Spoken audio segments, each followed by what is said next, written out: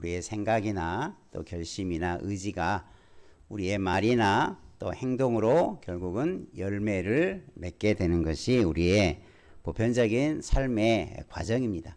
생각도 없는데 행동할 수 없고 마음에도 없는데 어떤 우리의 삶에 어떤 열매가 나타나지 않는 거죠. 오늘 우리가 마음으로부터 우리의 행실에 이르기까지 그것이 우리의 삶이 되고 인격이 되고 우리의 인생에 되어지는 복된 길에만 서기를 주님의 이름으로 축원합니다.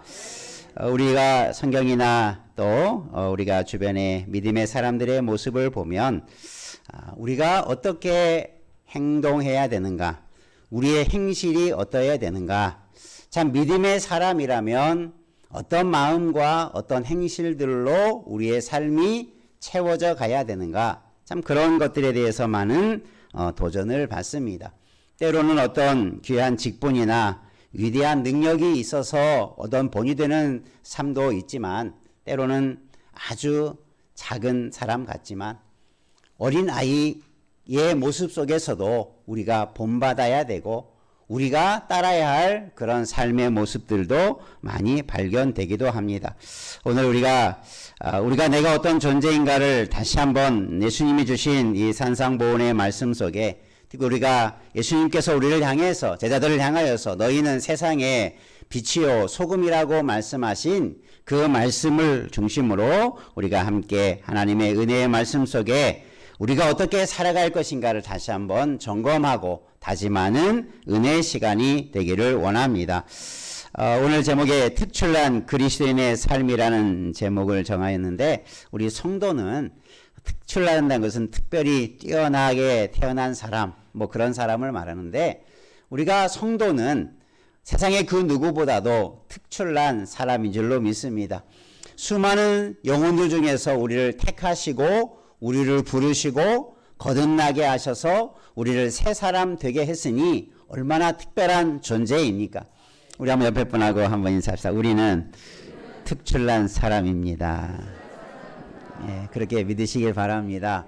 예수 믿었다는 것은 아주 특별한 인생으로 나를 주님께서 불러주시고 세워주신 거예요. 우리는 시시한 사람 아니고 우리는 세상에 무가치한 사람 아니고 우리는 세상 살아갈 때 너무나 특별한 존재로 세상을 살아가도록 우리를 세워주신 줄로 믿고 그 부르심에 합당한 자리에 서야 될 줄로 믿습니다. 그리고 우리의 신앙의 고백, 웨스트민스터 소요리 문답에도 잘 나타나 있는 것처럼 우리의 사람의 존재의 최고의 목적은 하나님의 영광을 위해 사는 사람이다. 영원토록 그를 즐거워하는 삶이 우리의 인생의 본분이다라고 하는 것을 우리가 늘 기억하면서 과연 하나님의 영광을 위한 삶은 어떤 것인지 오늘 말씀에도 하늘에 계신 너희 아버지께 영광을 돌리게 하라 라고 하는 말씀으로 오늘 말씀을 마무리하고 있는데 우리가 어떻게 하나님의 영광을 돌리는 삶을 살아야 되는지도 하나님의 말씀을 통해서 함께 은혜를 나누기를 원합니다. 첫 번째 한번 따라 하십시다. 도저히 감추어질 수 없는 존재로 살아라. 예수님께서 제자들에게 산상보훈을 시작하시면서 먼저 팔복에 대해서 말씀해 주었죠. 뭐가 복이냐? 어떤 삶이 복이 있는 사람이냐라고 하는 것을 가르쳐 준 다음에 그 다음에 바로 주신 말씀이 뭐냐면 너희가 세상의 소금이요 너희가 세상의 빛이다 라고 먼저 선언하십니다. 너희가 세상의 소금이 되어라가 아니고 너는 세상의 소금이다. 너는 세상의 빛으로 살아라. 앞으로 그렇게 살아라. 먼 훗날의 이야기를 주시는 게 아니라 너희는 지금 세상의 빛이다. 현재적으로 말씀해 주고 있어요. 이 말은 뭡니까? 부르심을 받고 예수님을 만난 자들에게는 이런 특별한 은혜와 사명과 역할이 주어진다라는 것을 말씀해 주고 있어요. 결국 그게 복이 있는 자의 삶이 되겠죠. 여러분 빛으로 살아가기를 바랍니다. 소금으로 살아가기를 바랍니다. 그게 복이 있는 자의 삶이요. 그게 특별한 우리의 사명이다. 이 일을 위해서 우리를 부르시고 세우셨다라고 하는 것을 너무나 명백하게 소금이라고 하는 빛이라고 하는 그 은유적인 표현을 통해서 너무나 선명하게 우리가 세상에서 어떻게 살아가야 되는가, 우리가 많은 것을 배우지 못해도 알지 못해도 너무나 뚜렷하게 우리의 역할을 잘 말해주지 않습니까? 빛에 대해서 모르는 사람이 어디 있습니까? 뭐 소금의 역할에 대해서 모르는 사람이 어디 있겠습니까? 우리가 그런 자연스러운 역할과 당연한 역할을 감당해야 되는 것, 이것이 우리 믿음의 사람들의 모습이다라고 하는 것을 주님이 먼저 선언해 주죠. 그러면서 두 가지를 바로 이어서 말씀합니다. 너희는 세상의 빛인데 산 위에 있는 동네가 숨겨지지 못할 것이다. 산 위에 있는 동네가 숨겨지지 못한다. 그리고 뒤에 가보면 사람이 등불을 켜서 말 아래 두지 아니하고 등경 위에 두어서 집안 모든 사람을 비친다.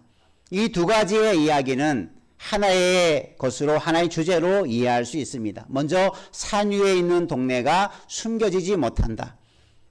뭐 이게 일반적으로 산 위에 지어진 집이나 동네가 있다면 우리가 예전에는 산에 있는 동네를 무슨 동네라고 불렀죠? 달동네 이렇게 불렀죠. 달이 뜨는 동네. 그래서 때로는 좀 가난하고 어렵게 사는 분들이 달동네에 많이 살았는데, 여기서 말하는 것은 그런 의미가 아니고, 우리가 높은 곳에 위치한 집에, 동네에 있는 사람들은 밑에서 다 바라보게 되고 보여지게 된다라고 하는 것을 말하고 있고, 또 등불을 등경 위에 높이 두는 이유는 집안 전체를 밝히기 위해서 높은 곳에 등불을 두어서 집안 사람들 전체를 다 밝히는 역할을 한다. 그러니까 이 두 가지의 역할 속에서 이 예수님께서 말씀하신 이 두 가지의 비유적인 이야기는 동일한 이야기입니다. 제자들이, 예수님을 믿는 사람들은 결코 세상에서 숨겨주지 못한다. 숨겨질 수 없다. 예수 믿는 사람들은 세상에서 많은 사람들에게 빛을 비추는 역할을 그렇게 감당할 수밖에 없다라고 말하고 있어요. 여러분, 빛을 비추는데 빛을 못 비치도록 막 빛을 가리고 암막을 두르고 빛이 새어나가지 못하도록 그렇게 하는 것은 별로 많지 않습니다. 그렇게 하는 것은 제가 경험해 봤는데, 군대에 가면 밤에 그 부대 위치가 적에게 노출되지 않도록 모든 막사의 창문들을 빛이 새어나가지 못하도록 항상 막아둡니다. 그래서 보안하고 자기를 보호하는 역할을 하도록 하는 것인데, 그건 아주 특별한 경우죠. 그러나 보통 불을 켜고 불을 밝히는 것은, 그것을 가리우는데 그것을 쓰려고 하는 것은 한 사람도 없어요. 빛을 밝히는 데는, 불을 비치는 데는 반드시 그것을 높게 들어서 많은 것을 비춰서 그런 빛의 유익을 누리려고 불을 밝히거나 빛을 켜는 일들을 하게 되는 거죠. 그래서 예수님께서 제자들을 향하여서 너희가 세상의 빛이라라고 했을 때, 그 빛은 세상을 당연히 밝히는데, 세상을 밝히는 역할을 감당하는데 쓰임받을 수 있도록 빛으로 세워주셨다라고 하는 것을 이 두 가지의 비유적인 속에서 말씀해 가고 있는 것입니다. 그래서 우리 예수 믿는 사람들은 그래서 세상의 빛으로서의 역할을 감당해야 된다라는 것을 분명히 말해주고 있고, 또한 제가 책을 읽어보니까 이런 표현이 있더라고요. 한번 따라하고, 예수님을 따르는 자들은 산 위의 도시, 하나님의 질서를 보여주는 도시가 되어야 한다. 네, 우리가 마치 산 위에 있는 동네처럼 예수 믿는 사람들은 세상 사람들이 볼 때, 야, 저렇게 살아야 되는구나. 저런 삶이 예수 믿는 자의 삶이구나. 우리도 저런 삶을 따라가고 닮아가야 되겠구나라고 하는 것을 자연스럽게 비춰주는 것이 예수 믿는 사람들의, 예수 믿는 공동체, 동네라고 하는 것은 여러 사람들이 모여 사는 것인데 복수적인 의미죠. 도시적인 의미죠. 바로 교회가, 이 시대에 하나님의 부름받은 성도들의 모임이 세상에 높이 들려진 동네와 같이, 도시와 같은 역할을 감당해야 된다라고 하는 것을 분명히 보여주는 말씀이다. 이렇게 해석했습니다. 오늘 우리는 세상에 비춰지는, 결코 감추어져서도 안 되고 감춰질 수도 없는 빛과 같은 존재인 줄로 믿습니다. 그래서 우리는 그런 역할을, 나는 세상에 숨어서 사는 사람이 되어서는 안 되겠구나. 우리는 그런 마음의 다짐이 필요하다는 사실이죠. 여러분, 오늘 이 시대에는 많은 사람들이 자기 익명성에 자기를 숨기고 자기의 이름이나 자기의 정보에 대해서 노출되는 것을 꺼리는 시대 속에 살아가고 있어요. 내 이름, 내 전화번호, 내 주민번호, 내 개인적인 정보들이 얼마나 많이 유출돼서 그로 인해서 사회적인 문제가 되기도 합니까? 얼마 전에 통신사에서 이런 정보가 노출돼 가지고 얼마나 많은 회사적으로도 큰 손해를 보게 되고 사람들이 얼마나 이런 일 때문에 또 어려움과 불안을 겪기도 합니까? 내 정보가 누구에게 어떻게 전해졌는지 그것이 알려지면 불안하게 되는 거죠. 여러분, 우리가 세상에서 세상 사람들은 자기 정보가 드러나는 것, 내가 어떤 사람인가가 드러나는 것, 그걸 참 꺼려해요. 교회 안에도 예전에는 교회 안에서 모든 것이 다 이렇게 투명해지고 모든 것이 다 서로 공유가 되어지는 시대였는데 요즘 사회는 그러지 않죠. 가정에서 신방하는 것도 요즘에는 가정 신방이 어려워지는 시대 속에 있어요. 가정에 옳은 것을 꺼려해요. 그래서 함께 자기의 마음과 모든 것을 나누고 이런 열려지고 또 이런 투명하고 또 이런 공개적인 것들이 꺼려지는 시대 속에 우리가 살아가고 있는데 오늘 말씀에는 우리가 세상에서 그럼 우리가 예수 믿는 사람은 어떻게 살아가야 되느냐? 세상 사람들이 다 자기가 공개되는 것을 꺼려하는데 오늘 말씀에 보면 예수 믿는 사람들은 자기를 밝히 드러내야 된다. 물론 여기서 말하는 것은 자기 어떤 개인 정보 이런 의미를 말하는 건 아니지만 우리의 삶이 세상 사람들 앞에 투명하게 또 온전하게 비춰지는 것, 보여지는 것, 그것이 우리의 역할이다. 그러면 어떻게 비춰지는가가 중요하겠죠. 많은 사람들이 자기의 어떤 정보를 감추려고 하는 이면에는 뭐가 담겨져 있습니까? 자기의 부끄러운 과거, 자신의 잘못된 것, 내가 사람들이 좀 알려지지 않았으면 좋은 일들, 공개되지 않았으면 하는 비밀스러운 일들, 거기에는 좋은 것들도 있을 수 있겠지만 때로는 좋지 않은 것, 부끄러운 것, 남들이 좀 몰랐으면 하는 것, 이런 것들이 많이 담겨져 있어요. 그러니까 많은 사람들의 삶이 이미 많은 것들을 감추고 싶어 할 만큼 삶이 온전치 못하다고 하는 것이 반증되어지는 경우도 많이 있죠. 여러분, 오늘 그러나 예수 믿는 사람은 이런 시대 속에, 익명의 시대 속에, 자기를 감추고자 하는 시대 속에 우리 그리스도인들은 자기를 밝히 드러내는 존재가 돼야 될 줄로 믿습니다. 그러면 내가 무엇을 드러내야 되는가라는 거죠. 개인의 문제가 아니고 여기서 우리가 드러내야 할 것이 무엇인가를 분명하게 우리는 알아야 되죠. 내 개인의 약점이나 내 개인의 잘못된 것이 드러나는 게 아니고 나는 그런 연약함도 많이 있지만 나에게 정말 밝혀지고 싶은 부분들도 많이 있지만 그것이 밝혀지는 게 아니라 오늘 결론적인 말씀이 뭡니까? 너희의 착한 행실을 통해서 하나님께 영광을 돌리라 라고 하는 것처럼 우리의 모습의 아름다움이 드러날 수 있는 삶으로 서 있어야 될 때인 줄로 믿습니다. 그게 우리의 사명이죠. 그래서 우리는 세상 속에서 우리의 모습을 당당하게 비춰갈 수 있는, 당당하게 보여줄 수 있는 그런 믿음의 자리에 서 있어야 될 때인 줄로 믿습니다. 한번 옆에 분하고 한번 다짐합시다. 세상에서 빛과 같이 비치는 역할을 하십시다. 예, 그래서 우리는 산 위에서 있는 존재처럼, 도시처럼, 공동체처럼 우리 교회는, 우리 예수 믿는 사람들은 이렇게 살아가야 되는구나. 세상 사람들은 참 감추고 싶은 많은 비밀들이 있지만 예수 믿는 사람들의 모습을 보니까 내가 저렇게 떳떳하게, 내가 저렇게 자랑스럽게, 저렇게 옳게 살아가야 되는 거라고 하는 삶의 모습을 보여주고 증거할 것, 그것이 우리의 역할이요 사명인 줄로 믿습니다. 우리는 그런 자리에 서야 된다. 그러니까 예수님은 처음 예수님께서 산성보훈을 가르치시면서 예수 믿는 사람에 대한 그런 기대치가 큰 것을 말씀해 주고 있어요. 우리 한 번 더 따라합시다. 착한 행실을 보고 하나님께 영광을 돌리게 하라. 그렇죠? 그러면 우리가 어떻게 보여져야 되는가? 그게 중요하죠.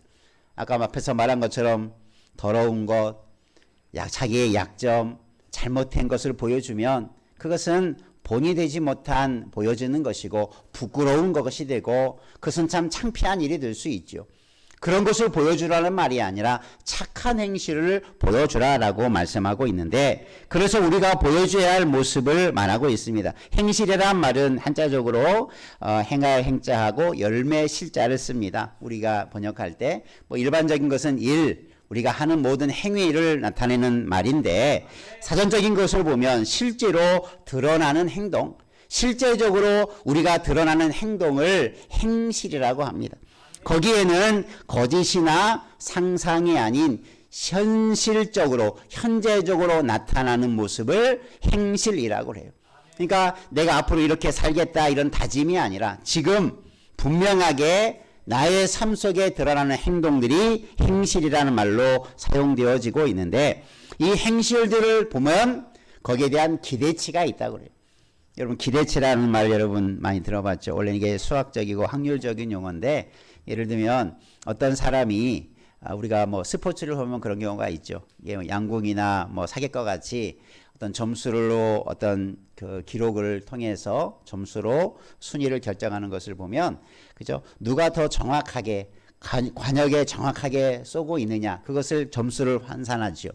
근데 그냥 하는 게 아니라 또 그런 선수들을 선발할 때 보면 평가전을 하게 되죠. 그래서 누가 얼마나 정확하게 쏘는가 그 점수를 환산해서 잘한 사람을 뽑게 되어지는데, 그런 과정이 뭐냐면 기대치를 갖게 하는 거예요. 그래서 그 사람마다 기대치가 있어요. 이 사람은 100점 만점에 90점이 평균적으로 실력을 가진 사람이다. 그러면 그 사람의 기대치는 몇 점입니까? 90점이에요. 어떤 사람이 열심히 똑같이 쏘는데 그 사람이 평균 점수가 60점밖에 안 된다. 그럼 그 사람의 기대치는 얼마입니까? 60밖에 되지 않아요. 이게 기대치라고 하는 것입니다. 수많은 연습과 여러 가지 확률적을 통해서 이 사람에게서 기대할 수 있는 그 값이 얼마인가, 그 평균적인 값이 얼마인가, 이것을 기대치라고 수학적인 용어로 말하고 있어요. 그런데 이것을 우리의 삶에 적용시켜 보면 하나님은 우리를 향한 기대치가 어떠할까? 하나님이 우리를 바라보면서 우리의 삶을 지켜보면서 우리에 대한 기대치가 얼마만큼일까? 여러분, 하나님이 우리를 향해서 기대치가 클까요? 낮을까요? 클까요? 낮을까요? 여러분 생각할 때 하나님은 우리를 향해서 기대치가 크겠습니까? 크지 않겠습니까? 하나님의 기대치는 너무나 커요. 하나님께서 레위기에서도 그런 말씀을 하시는데 한번 따라할까요? 내가 거룩하니 너희도 거룩하라. 여기서 하나님의 기대치는 누구만큼의 기대치를 갖는 거예요? 하나님 자신만큼의 기대치를 우리에게 부여하시는 거예요. 내가 거룩하니까 너희도 나만큼 거룩해다. 얼마나 우리를 향한 기대치가 하나님이 크십니까? 내가 선하니 너희도 선하라. 하나님의 성품에 비유해서 하나님은 우리에게, 그의 백성들에게 이러한 삶을 살라라고 하는 표현들이 성경에 너무나 많이 있어요. 예수님께서도 이 말씀을, 또 베드로 사도도 내가 거룩하니 너희도 거룩하라는 이 말씀을 인용하면서 모든 행실에 거룩한 자가 되라. 한번 따라서 모든 행실에 거룩한 자가 되라. 사도 베드로는 이 말씀을 인용하면서 거기다가 앞에다가 하나를 더 붙입니다. 뭘 붙였어요? 모든 행실에 거룩한 자가 되라. 우리가 이 행실에 관한, 우리가 어떤 행실을 보여줄까라고 하는 것에 대한 말씀을 묵상해 보면서 하나님은 우리에게 어떤 행실을 요구하고 있고 우리의 행실에 어떤 것을 기대하고 있고, 그리고 그 기대대로 살아가는 것이 우리가 세상에 높이 들려진 동네와 같이, 등불을 밝히는 존재와 같이, 빛으로 비추는 존재와 같이 우리가 그런 역할을 해야 된다라는 것을 말씀하고 있어요. 여러분, 우리가 하나님의 기대치에 합당한 삶을 살아가기를 주님의 이름으로 축원합니다. 모든 행실에 거룩하게 하는 것, 살아가는 것, 그것이 우리가 보여줘야 할, 우리가 세상 사람들 앞에 보여줘야 할 삶의 분명한 모습이다라는 거죠. 세상은 우리에게 많은 것을 기대하고 있습니다. 아마 우리들도 그런 걸 많이 느낄 것입니다. 똑같은 잘못을 하는데 교회 다닌다는 이름 때문에, 교회 다닌다는 사람이라고 하는 것 때문에, 교회 직분을 가진 사람이라고 하면 사람의 기대치가 높습니까? 낮습니까? 높지요. 우리 한국 교회나 또 우리가 세계 교회의 성도들의 삶을 통해서 보면 그의 삶이 처음부터 높아져요. 이 세상의 삶에서 불러낸 사람들의 모습이 세상과 똑같은 단계에서 시작하는 게 아니라 몇 단계 위의 삶을 살아가도록 하나님께서 그들을 변화시키고 말씀하시고 그렇게 살도록 가르쳐 주셔요. 그래서 우리 초대교회도, 우리 한국교회도 보면 사람들의 삶의 모습이 세상 사람들과 구별되게 달랐어요. 그냥 달랐다는 것이 아니라 탁월하게 높았다라는 거예요. 도덕적인 수준이 높아지고 윤리적인 수준도 높아지고 영적인 수준도 높아지는 그런 상태로 성도의 삶을 살아가요. 그래서 사람들은 그런 모습을 보고 야, 저 사람 변화됐구나. 예수 믿고 변화됐구나. 그 변화됐다는 게 높은 단계로 변화됐다는 것을 말하고 있는 거죠. 낮아졌다는 것을 변했다고 말하는 게 아니라 야, 예수 믿고 변했다라는 것은 예수 믿고 저 사람이 더 높은 지위, 높은 단계의 사람으로 그렇게 변화되었구나. 그것을 표현하는 말이 되었죠. 그런데 안타깝게도 요즘에 우리 교회나 성도들의 삶은 세상 사람들의 기대치에 못 미치는 일들이 자주 세상적으로 그런 사건들이, 그런 보도들이 요즘에 참 노출되다 보니까 우리가 세상의 아름다운 선한 행실들로 노출되고 보여줘야 되는데 참 부끄러운 모습, 보여주지 말아야 할 모습, 우리 가운데 그렇게 살지 말아야 할 모습들이 자꾸 세상 앞에 드러나 보니까 세상의 기대치가 점점 어떻게 됩니까? 점점 떨어져 가게 돼요. 우리의 모습을 보고 예전에는 야, 우리가 저렇게 살아야 되겠다라고 했는데 지금의 그리스도인들의 모습, 교회의 모습을 보고 이제 세상 사람들이 반대로 야, 저렇게 살면 안 되는데 오히려 세상 사람들이 성도들을, 교회들을 어떤 의미로 염려하는 시대 속에 빠져들었어요. 얼마나 부끄러운 이야기입니까? 우리가 세상에 보류되는 삶을 살아야 되고 우리가 세상 사람들 앞에 아름다운 모습으로 밝히 드러져야 할 존재가 부끄러운 모습만이 드러나게 되니 세상의 역할을 감당치 못하는 거죠. 빛이 꺼져가는 거고 빛을 잃어가는 거고 맛을 잃어버린 그런 존재로 전락해버리고 말았다라는 거죠. 이게 안타까운 현실이라는 것을 우리가 기억할 때 이제 우리는 빛을 발해야 할 때인 줄로 믿습니다. 꺼져가는 빛을 다시 한번 밝힐 때가 되어진 줄로 믿습니다. 그래서 우리의 행실들을 통해서 그 빛이 더 밝아지는 그런 역할을 감당하는 이 시대의 그리스도인들이 되어야 될 때인 줄로 믿습니다.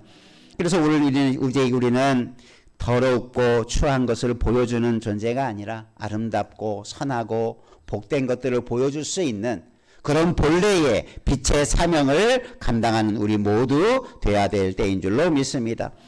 세상은 그렇게 우리에게 그런 모습을 요구하고 있는데 그런 것들이 우리가 초대 예루살렘 교회, 로마 예루살렘 교회에 보면 온 백성들에게 이 초대 예루살렘 교회들이 칭송을 받았어요. 여러 가지 앞에 설명하고 있는데 그래서 그 칭송을 받는 중에 구원받는 사람이 날마다 더하게 하셨다. 사도행전 2장에 그렇게 말씀하고 있어요.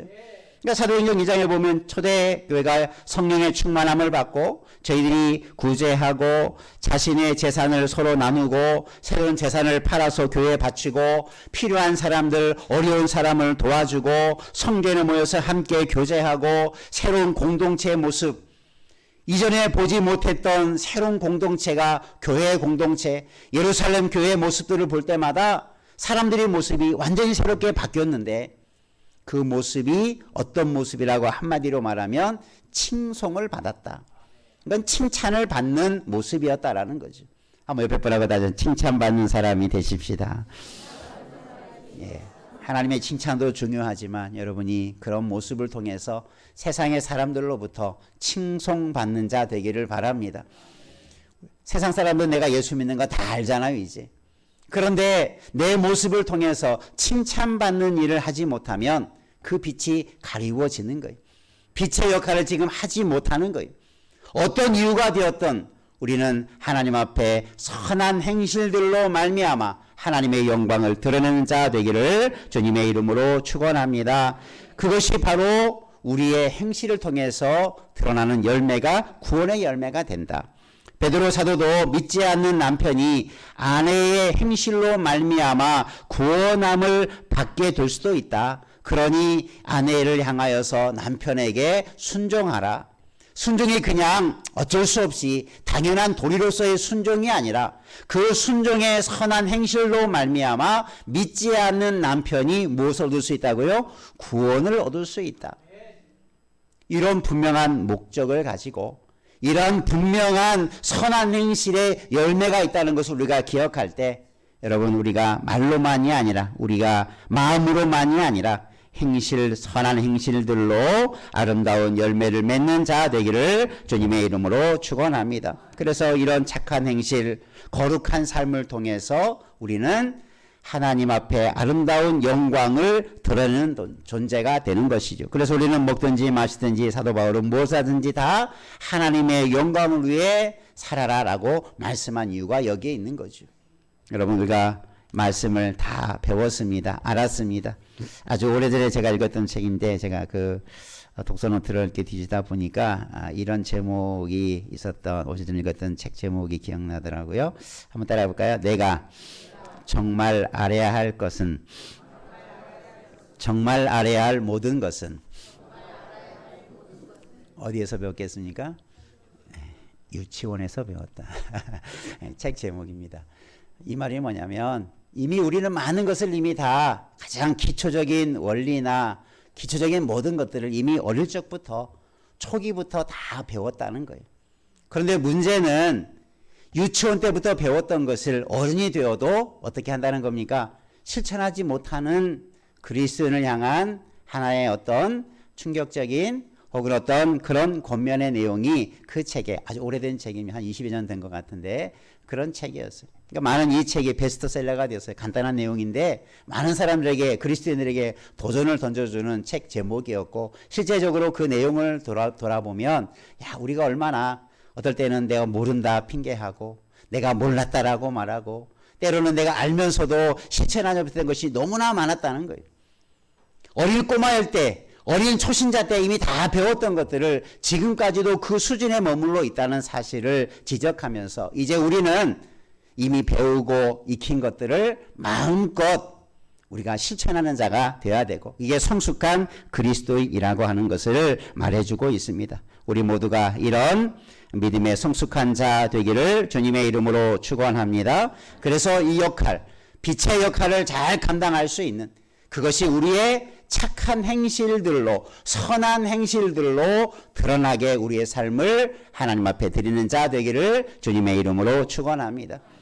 우리의 마음만이 아니라 우리의 행실로서 그리고 그것이 하나님 앞에도 보여지지만 세상 사람들 앞에 우리가 본이 되어지는 선하고 착한 행실들로 우리의 삶을 비추는 자 되기를 주님의 이름으로 축원합니다. 그것이 하나님의 영광을 나타내는 것이고 반대로 우리가 착한 행실이 아닌 거짓되고 악한 행실은 하나님의 영광을 어떻게 되겠습니까?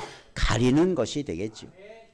오늘 우리의 인생의 본분, 빛의 사명을 감당할 때 우리는 그런 거룩한 삶의 그 기대치에 합당하게 살아갈 때 우리에게 하나님의 영광을 나타내는 기회가 될 줄로 믿습니다. 이 시대에 우리 자신뿐만 아니라 이 시대의 교회 공동체가 이 시대의 하나님의 그리스도인들이 정말 빛된 사명을 감당하는 하나님의 나라의 귀한 일꾼으로 서는 열매를 바라며 우리 자신이 먼저 그렇게 바르게 서가는 그리고 교회가 그렇게 바로 서가는 정말 이 어려운 시대 속에서 빛을 다시 한번 바라는 일어나 빛을 바라는 이 시대 하나님의 사람으로 서가기를 주님의 이름으로 축복합니다.